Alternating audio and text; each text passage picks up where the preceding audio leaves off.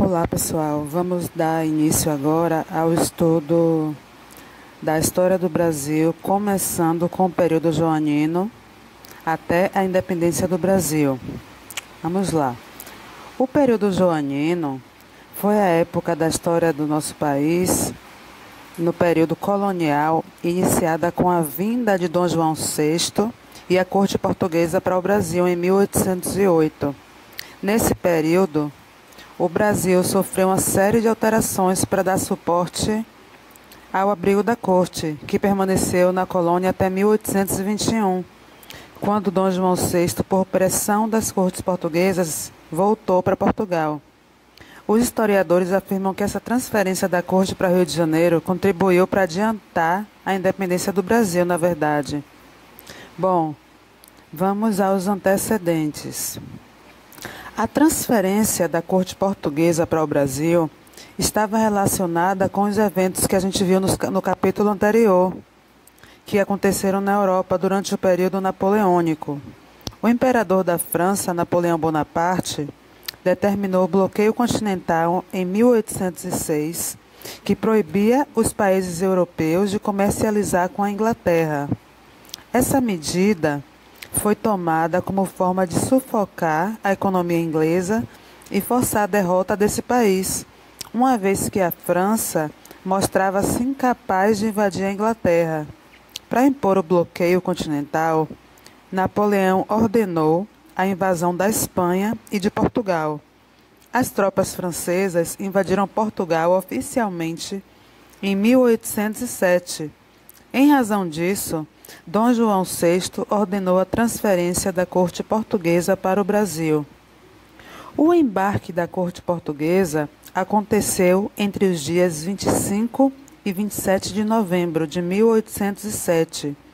Estima-se que de 10 a 15 mil pessoas tenham se mudado para o Brasil, junto com o rei português. Durante essa viagem, muitos desafios foram enfrentados, como tempestades, falta de alimentos e surto de piolhos. Dom João VI trouxe toda a estrutura de poder de Lisboa para o Rio de Janeiro, incluindo importantes obras de arte e literárias também, e os recursos dos cofres reais. Dom João VI chegou à cidade de Salvador em janeiro de 1808 e, em março do mesmo ano, desembarcou na cidade do Rio de Janeiro. A transferência da corte demandou que a cidade do Rio de Janeiro fosse modernizada de forma a receber a estrutura administrativa do reino, e com isso várias mudanças aconteceram no Brasil. Aí eu vou citar algumas mudanças, transformações que aconteceram na cidade do Rio de Janeiro. Bom, a vinda da família real para o Brasil mudou também a vida da cidade carioca, né? A cidade, que os estrangeiros acharam suja, feia e mal cheirosa, começou a se expandir e cuidar de sua aparência, abrindo-se às modas europeias. Para zelar pela segurança e policiamento da cidade, foi criada, ainda em 1808, a Intendência de Polícia, encarregada de todos os serviços de melhoria e embelezamento da cidade. Nessa época, foram construídos chafarizes para o abastecimento de água, pontes e calçadas. Abriram-se ruas e estradas. Foi instalada a iluminação pública e passaram a ser fiscalizados os mercados e matadouros. Também foram organizadas as festas públicas e populares.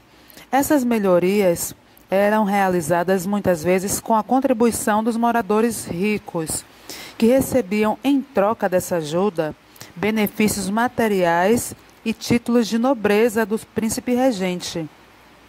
Os viajantes que visitavam o Rio de Janeiro se surpreendiam com a rapidez das mudanças sofridas pela cidade.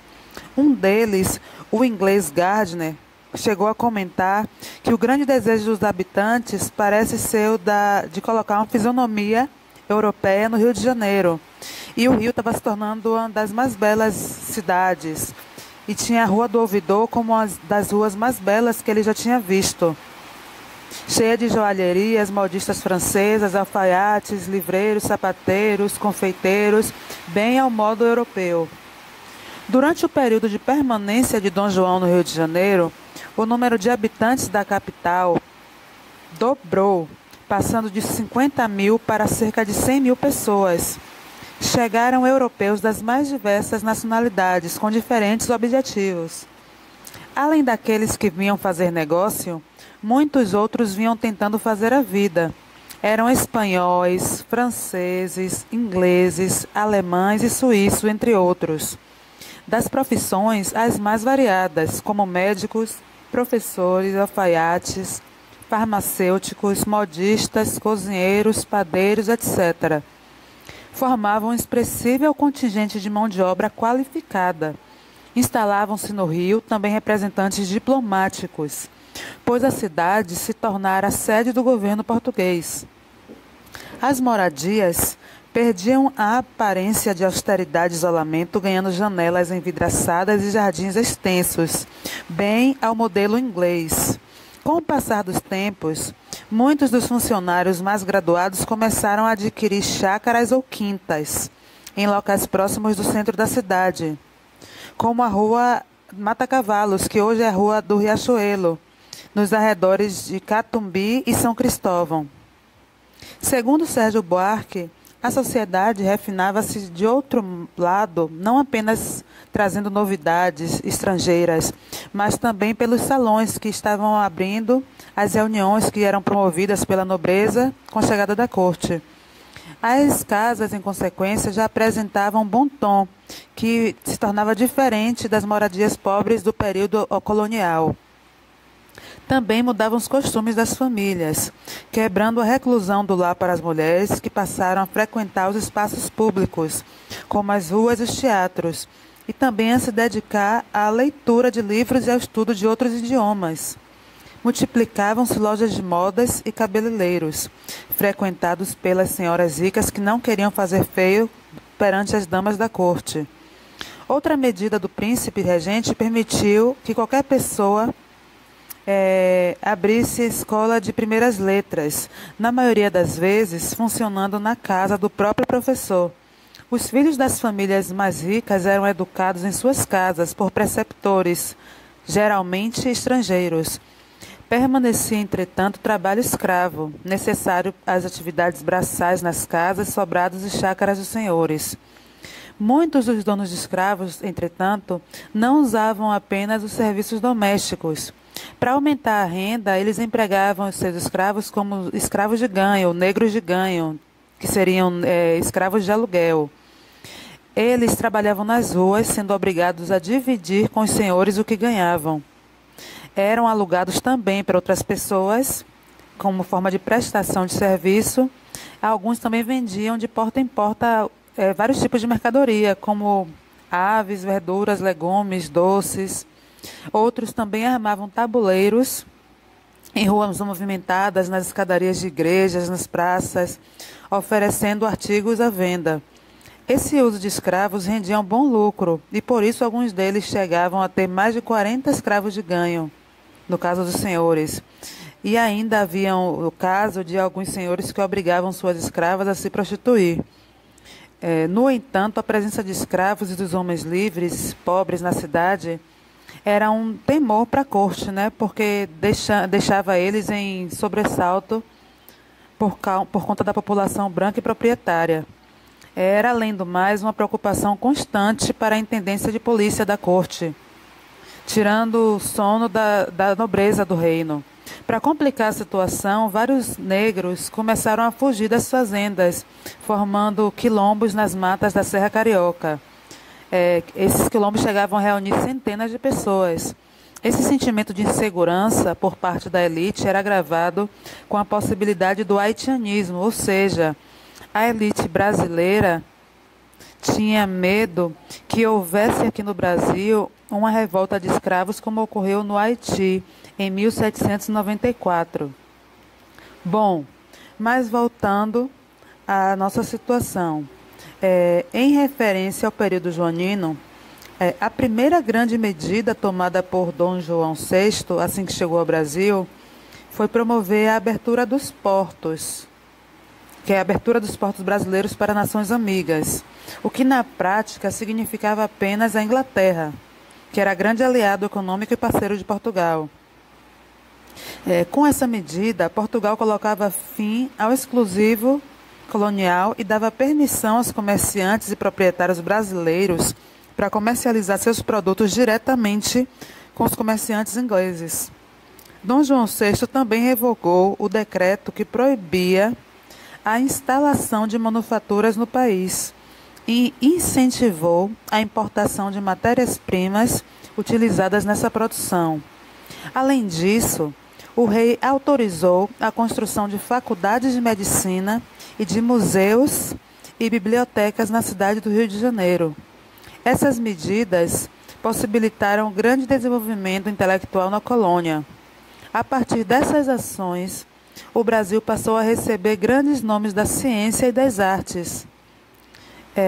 O historiador Boris Fausto afirma que vários estudiosos famosos chegaram no Rio de Janeiro durante o período joanino. O Brasil também recebeu um grande número de imigrantes, e isso fez com que a população do Rio de Janeiro dobrasse de 50 para 100 mil na época, como eu falei antes. Dom João VI permitiu ainda a criação de tipografias no Brasil. Com isso, houve o surgimento dos primeiros jornais, como a Gazeta do Rio de Janeiro, que foi o primeiro jornal fundado no Brasil. As publicações da imprensa, no entanto, sofriam censura e notícias contra o governo e contra o catolicismo não eram permitidas. A transferência da corte também gerou insatisfação em muitos colonos.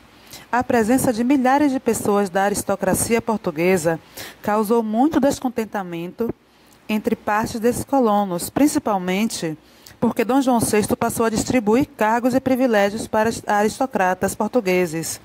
E aí ele começou a fazer isso em detrimento das elites locais. Além disso, para financiar os altos gastos da corte, ele impôs uma política de aumento de impostos, o que desagradou a população da colônia. Um dos reflexos diretos desse descontentamento se manifestou em Pernambuco, onde as elites locais, insatisfeitas com a crise econômica, a alta de impostos, a distribuição de privilégios para os portugueses e influenciadas pelos ideais iluministas, iniciaram um movimento de caráter separatista e republicano que controlou a região de março a maio de 1817. Esse movimento foi conhecido como Revolução Pernambucana e foi intensamente reprimido, e parte de seus líderes foi morta e martirizada como exemplo. A Revolução Pernambucana, ela aconteceu em 1817. Ela foi um movimento separatista e foi o último movimento que ocorreu no período colonial, de caráter republicano, que aconteceu na capitania de Pernambuco, obviamente. Esse movimento foi liderado pelas elites locais, porém contou com grande adesão popular, assim que foi deflagrado. Essa revolta teve como causa direta essas mudanças ocasionadas nessa região por causa da transferência da corte de Portugal para o Brasil. Assim como a Confidência Mineira e a Conjuração Baiana, ele teve um caráter separatista, ou seja, um caráter de independência, e que ocorreu no Brasil colonial, com a grande diferença de que esse movimento conseguiu superar a fase conspiratória e chegou a tomar o poder local por mais de 2 meses. Esse movimento foi motivado pela insatisfação do povo com as péssimas condições de vida que existiam nessa época e, principalmente, a insatisfação das elites locais cujos interesses conflitavam com os da coroa portuguesa. Essa tensão foi ampliada com a divulgação dos ideais iluministas nessa região. A Revolução Pernambucana estava diretamente relacionada com a vinda da corte portuguesa para o Brasil. Com esse evento, a vida dos colonos em Pernambuco alterou-se de muitas formas.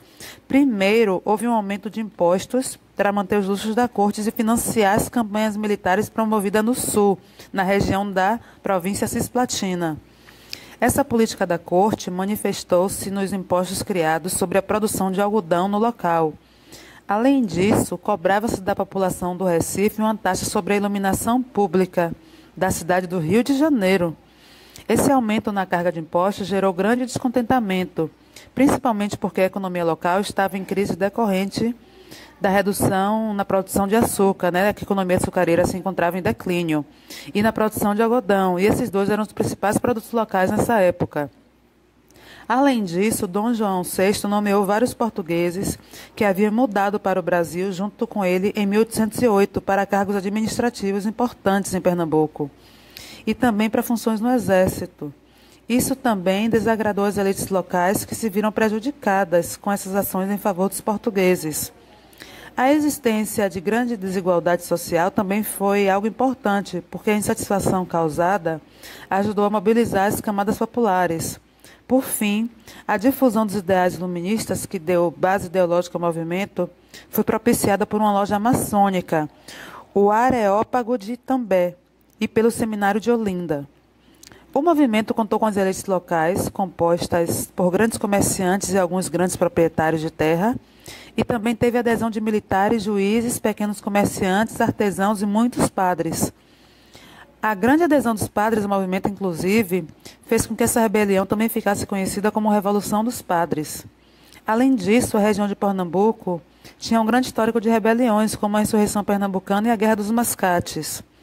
No começo do século XIX, a insatisfação local motivou ainda outro movimento contra a coroa, conhecido como a Conspiração dos Suassunas. Porém, após ser denunciado, ele foi desmontado em 1801.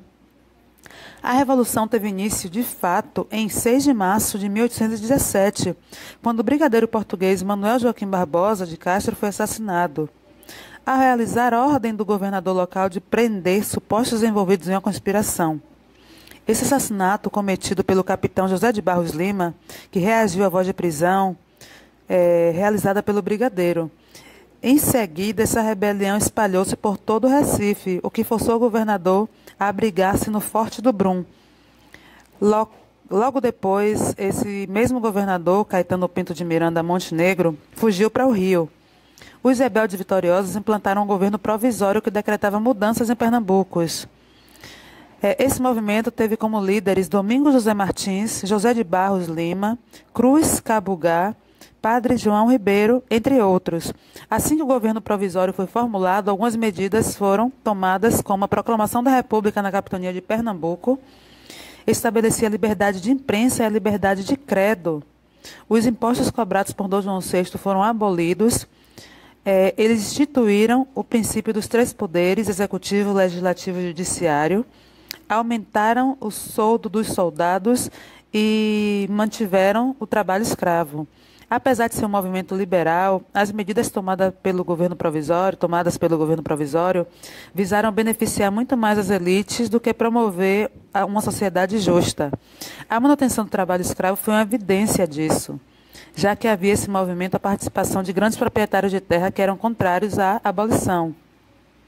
A Revolução Pernambucana se espalhou pelas capitanias vizinhas e alcançou a Paraíba, Rio Grande do Norte e Ceará. As lideranças desse movimento enviaram emissários para diferentes capitanias para obter apoio, como também para países vizinhos. Cruz Cabugá, por exemplo, foi enviado para os Estados Unidos com $800 mil para comprar armas, contratar soldados e obter apoio norte-americano para o governo pernambucano. A Revolução em Pernambuco foi intensamente reprimida pela coroa. Assim que as notícias chegaram no Rio de Janeiro, o rei mobilizou uma frota para bloquear o apoio ao Porto de Recife. Além disso, mais de 4.000 soldados foram enviados da Bahia contra Pernambuco. O movimento se enfraqueceu também por conta das divergências entre os líderes, o que permitiu que as tropas reais tomassem o controle da Paraíba, Rio Grande do Norte e Ceará. Em Pernambuco, a revolta se estendeu até 20 de maio de 1817, quando os líderes se renderam ao general Luiz do Rego Barreto, após Recife ter sido invadida. Por ordem de Dom João, os líderes tiveram punições exemplares. Ao todo, 9 pessoas foram enforcadas e outras 4 foram arcabuzadas, o que corresponde ao fuzilamento. Um dos envolvidos, Padre João Ribeiro, se enforcou antes de ser capturado. E Cruz Cabugá, recebendo notícia do fracasso do movimento, ficou lá nos Estados Unidos mesmo, nem voltou para cá. O grande líder da revolta, Domingos José Martins, foi arcabuzado e outras lideranças sofreram martírios severos. O capitão José de Barros Lima, por exemplo, foi enforcado e teve mãos e cabeças decepadas. Seu corpo foi arrastado pelas ruas da cidade como exemplo. O mesmo aconteceu com os corpos do padre João Ribeiro e do vigário Tenório. No próximo vídeo continuaremos a respeito do tema, falando também um pouco sobre outro movimento, que foi a Revolução do Porto.